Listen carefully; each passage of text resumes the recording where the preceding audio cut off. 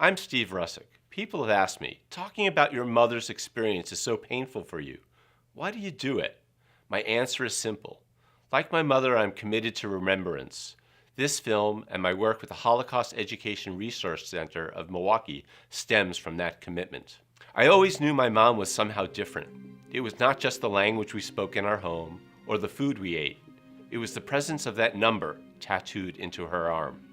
This is my very brief account of her story. My mother Dora was born in 1923 in Grodno, Poland. She was the second child of Motel and Shana Libby Jablonek. Dora described her childhood as joyous, bound up in the lives of her large extended family, friends, and the Jewish community. During her teen years, Mom and her family were victims of anti-Semitic riots known as pogroms. After the German occupation in June 1941, Dora was imprisoned in the Grodno ghetto. There she experienced starvation, humiliation, and brutalization at the hands of the Germans and their Polish collaborators. In November 1942, Dora and her family were taken to the transit camp of Kielbasa. Just prior to her escape, Dora's father tells her, "I have a feeling you will survive.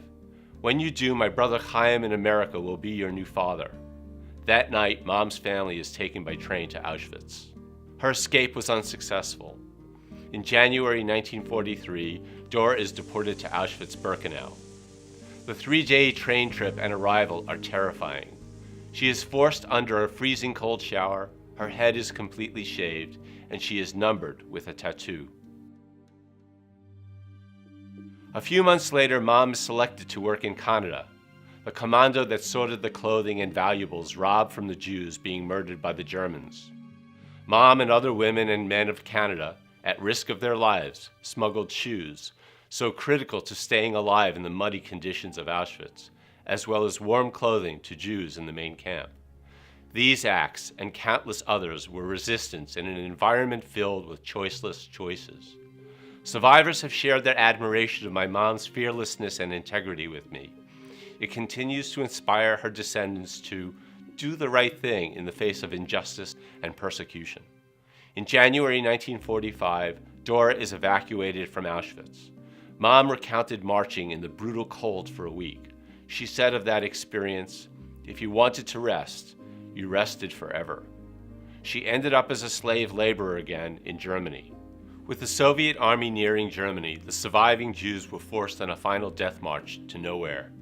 Not long after, Mom was liberated by American soldiers. Weeks after liberation, in spring 1945, Dora and her camp sisters started out on a journey to Grodno.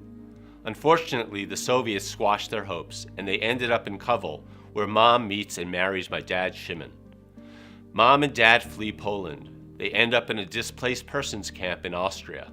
It is there, in 1947, that Motzel's brother from America, Herman Yablokov, a Jewish performer touring DP camps, is reunited with Dora. Fulfilling my grandfather's promise to my mom, he is the only grandfather I ever knew. In 1949, my parents, along with my brother, arrive in New York City, where they are greeted by Uncle Herman. In January 1943, an elderly Jew said to Mom and others, "Just remember everything. Don't leave anything out. Tell the world what the Germans have done to us." In 2011, Mom and her family celebrated the publication of her memoir. Every day in my mind I have this. Mom kept that promise. This is now my responsibility.